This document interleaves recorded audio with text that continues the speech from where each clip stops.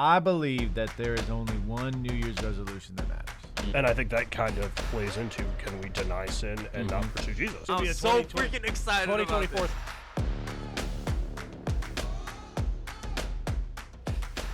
What's up, y'all? Welcome back to the Patros Podcast. Matter of fact, the first Patros Podcast of 2024. Woo. Let's go. Let's go. I love it. And so my name is Allan Pereira. You can call me Allan or AP. And this is Jeff Ford.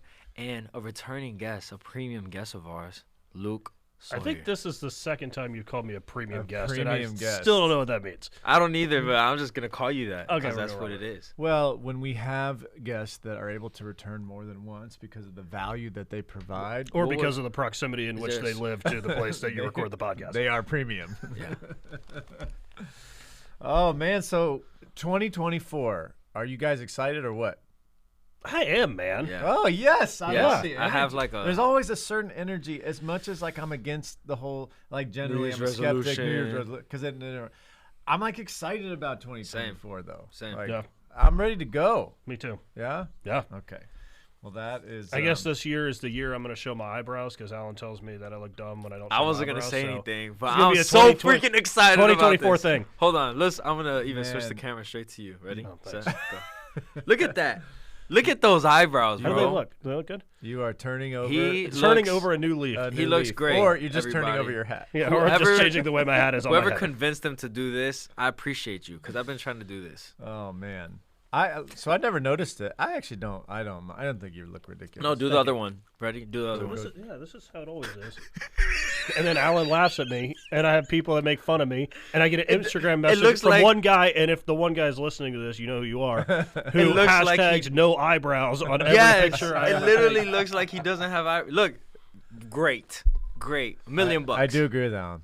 All right, you. fine. We're going to run with it. That looks better. It looked like he had a bad eyebrow job and is trying to hide If I'm on again in 2024 and the hat is in a different place, it's because I didn't accomplish Well, I my New Year's remember resolution. at some point you did one, and we couldn't even see your eyes because you had the Yes. cap Yeah, so I know. low. He did that whole I feel like Jay-Z you have- Black Album thing or whatever where he had the low like this. That's exactly what I was going for. Actually, I think So I know which one literally you're he was talking talking about, like and this. I think my hat was So I just camo. want to talk to you about the Lord real quick. And you couldn't see his eyes. Like, who are you? Who is the masked man behind the low hat? All right. Well, now it's different. 2024, new year, New me. man, a Eyebrows. new you, new man. We Okay. get eyebrow Luke. Hey, today we're going to be expedient on the Patros Podcast. We're going to get you in and out in like 45 minutes or less. Do it. Like, I'm excited because I believe that there is only one New Year's resolution that matters. Only one.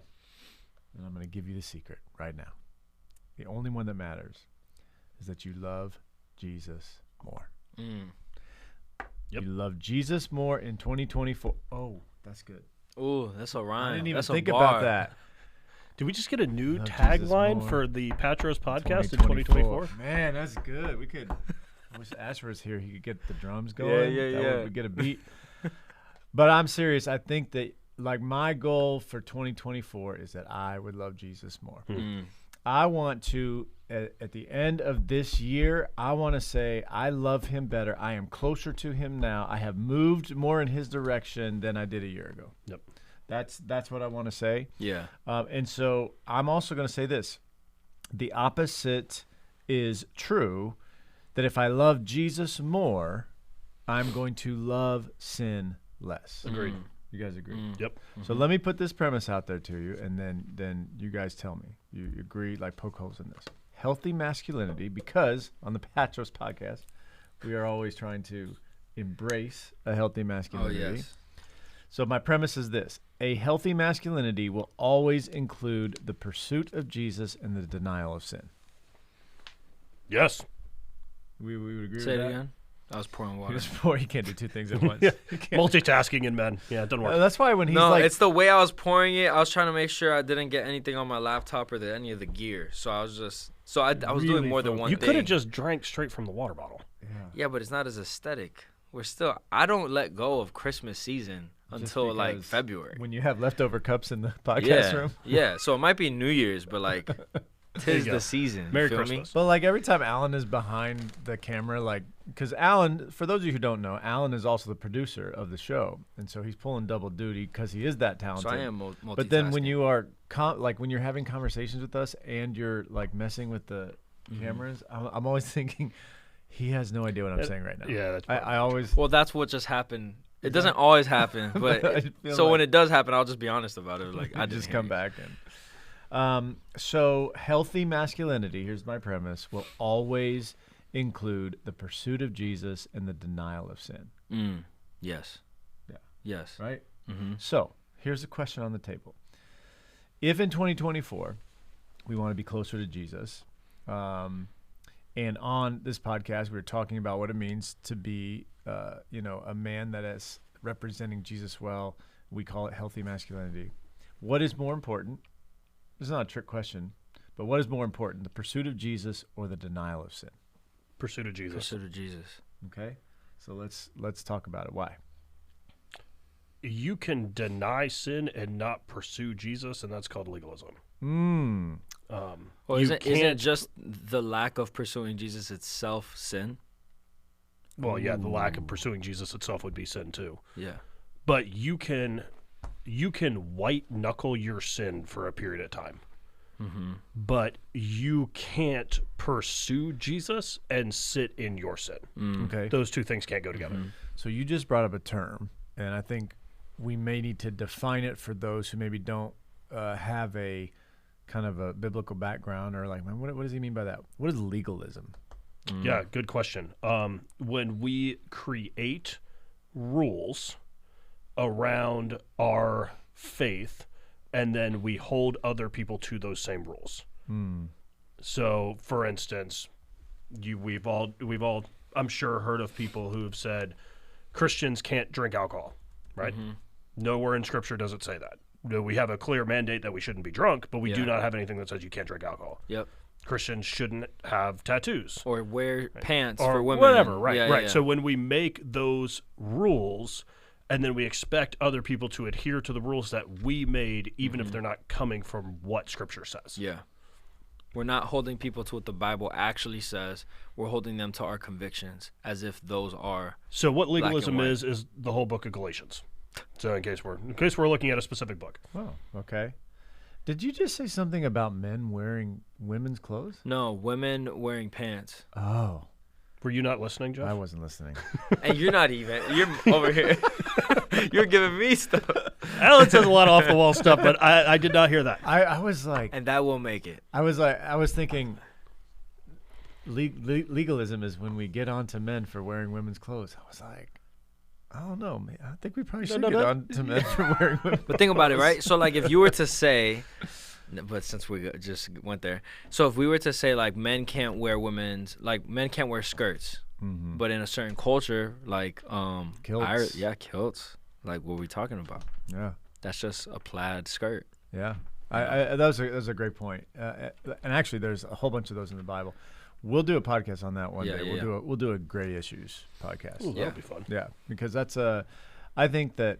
We do get caught up, and the reason why is because I was trying to think of the verse, and it's in Matthew 15, and Jesus is talking to.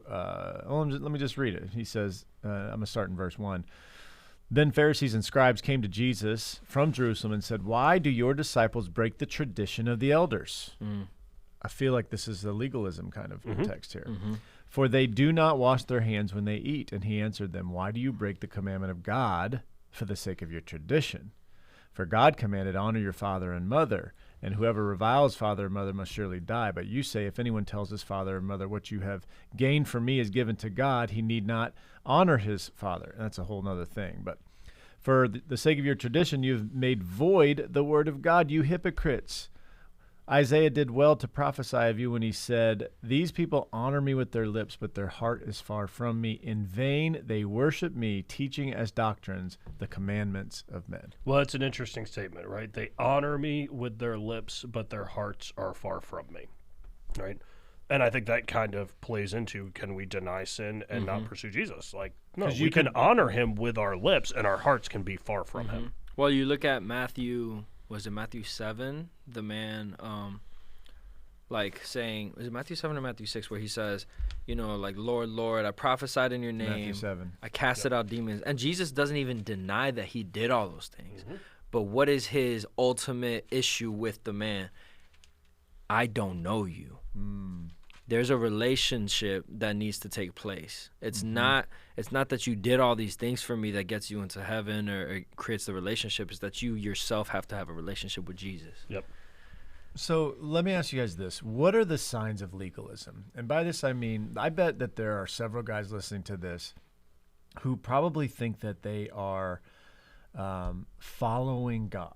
I'm gonna generically say God, and maybe they're in our Christian churches. Maybe they're have attended but aren't currently attending. But they're and they're generally good people, like quote unquote good people. Yeah. But they are entrapped actually with a form of legalism, and maybe they don't recognize it. So it's not like to dog on them, right? We're just like maybe these are signs that maybe you are trapped in legalism. Like in your experience with your friends or people like that of who maybe like you can tell, man, you're close, but you're missing a key component. Like, what are some of the signs that you've seen in your friends, maybe things they do or things that they say that we could recognize as, hey, you might be trapped in legalism if you might just be doing the commandments of men versus the commandments of God. What are those signs to look for? Go ahead. A lack of grace with people. Oh, that's good. Where, like, this is like, I really want to be careful because there's also the people that go swing the pendulum the whole other way. Yep. It's not having patience with people to let them go through the process of sanctification. Sanctification meaning once God has saved you from your sin, he is now making you more like Jesus. And so sanctifying you, making you more holy. And so God does command us to be holy like Jesus is holy, to be set apart, to be different. And so the more you live like Jesus, right, the more holy you will live. But at the same point, you don't look at other people and just like judge them for the way that they're living. And so that's what I would say is one of the key like things that you'll see with people that are legalistic is they'll just look at people and just look at them as lesser than, as if they haven't also committed the same sins. So Jesus said, "Judge not, lest you be judged." Now that is a very popular That's a heavy verse. It's a very popularly quoted verse by people who have no idea what's in the Bible. Yeah, right. Because we could also go to 1 Corinthians, was it 5, where Paul talks judge about the don't judge. Don't judge those outside of the church is what he's saying. So if they don't believe in Jesus, it's not your job to judge them. Let God do that. But if they're within the church and they say, I love Jesus, then you're allowed to, I guess, discipline or just call them out. Well, you would examine the fruit. Yes. Yep. Yes. Right? And you would see, is this person worthy, ultimately, of the name of Jesus? Not because of anything that they have done, but actually because of what they believe.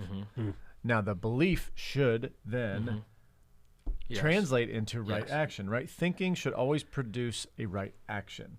So when those two are disconnected is the problem, because to your point, Luke, you could have the right action. So you could do you could be in church, you could be tithing, quote unquote tithing. You could be you could do some things that are right actions without the right belief. Yes. Well, and it's the same thing in parenting, right? Yeah. I mean, when we look at parenting, what do we desire from our kids? We desire heart transformation, not behavior modification. That's good. Correct. Right? They can modify their behavior for a period of time, but ultimately, if their heart hasn't been transformed and changed, they're going to revert to the old behavior. Yeah. I think another thing when we look at legalism, and I'm interested in what you guys think about this, but I think as much as there's a lack of an ability to extend grace to others, there's oftentimes a lack of ability to receive grace themselves. And I think signs of legalism can also be, and I've been here, right, living in deep guilt. Yeah. Or shame. And not understanding the difference between guilt and godly sorrow. Yeah. Because ultimately, and I use this example a ton in different settings, but you guys know what the most common fear in the world is?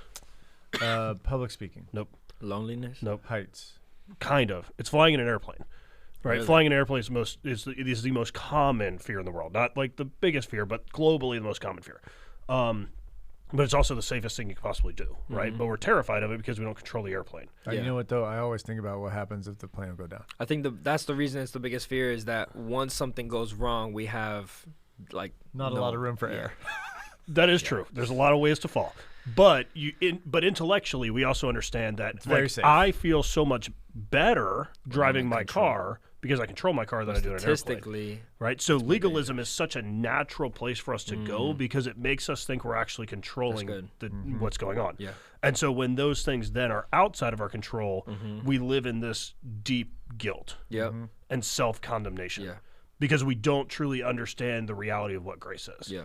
Because if we understand, Ephesians 2, right, where we were dead in our transgressions and sins, but God, who is rich in mercy, made us alive together with Christ. When we get that idea, it's impossible to be legalistic because something dead can't choose to breathe.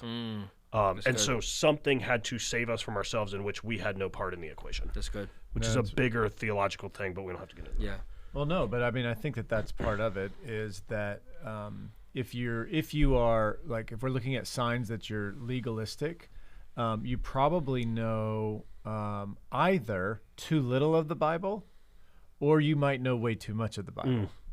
Like you know what I mean, and so this kind of you have to unpack this. Yeah. You need to qualify. Yeah. What I mean is like it's kind of like if you know a little bit about about science, you might believe in evolution. But if you know a lot about science, you're like, that's crazy. Yeah. Like, there's no way that could happen. Yeah. Right. The same thing with this is if I just know judge not because I've heard it, right? I'm probably prone to kind of a legalistic interpretation. Yeah. So if you're out there and you don't know a lot of the Bible, there is a good chance that you're going to sway towards legalism just because you don't know much, but you know what you've heard in pop culture, or you know you've heard the pastor say it here or there.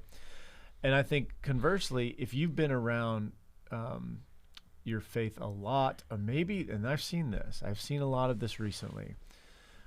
This is really interesting, actually. I'm going to pause and tell this story because it's really. So I had lunch the other day with a guy who was on Mark Driscoll's staff. Okay. And so he gave me a lot of insight into kind of everything that was going on. And you would think that those guys, you know, are all like you're building this like amazing church and people are getting saved. And generally all that was happening. Yep. All of those guys, he said, most of those guys aren't walking with the Lord now. And so I think it's very popular right now and very prevalent. Popular is probably not the right word. Prevalent that there are those who have they have church hurt.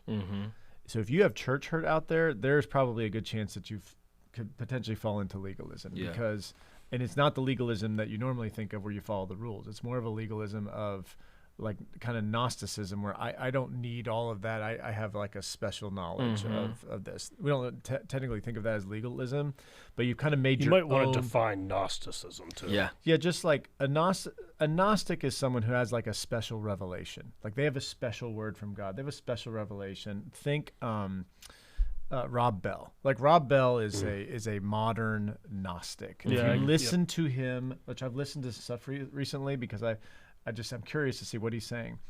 It's very much this, like, it kind of sounds like Christianity, but it's not Christianity. No. It's Rob Bell's interpretation of Christianity. It's not orthodox at all. And so he's created this kind of like what appears to be non-legalism, but he's actually created a legalistic framework by which anybody can define kind of their own truth. So I think, anyway, that was kind of a tangent there, but I think those who have experienced church hurt can potentially fall into that. Well, I think that because the reason I hate just talking about legalism is because of the other side of the spectrum starts looking and be like, see, legalism so bad, liberalism is the way. Right. And really, legalism is the corruption of spiritual disciplines, and liberalism is the corruption of grace. And so you have two different parties that have looked at the scriptures, and it's all with your own motives. I want to prove that I am good enough, that I'm holy, that like everything is through my work. That's legalism. Liberalism is, well, I can't do anything anyways. I'm forgiven. It is what it is. I have all the Christian liberties that I want, and I don't have to live by a lot of these church disciplines that God does establish. Right. And so we have to be careful on both ends. Well, and it's because always when you get these kinds of issues on both sides of the equation, it's because it's rooted in comparison. right? It's rooted in I'm looking at everybody else out here, what they do. So I'm reactionary to them, and I either fall on one side or the other side of the equation.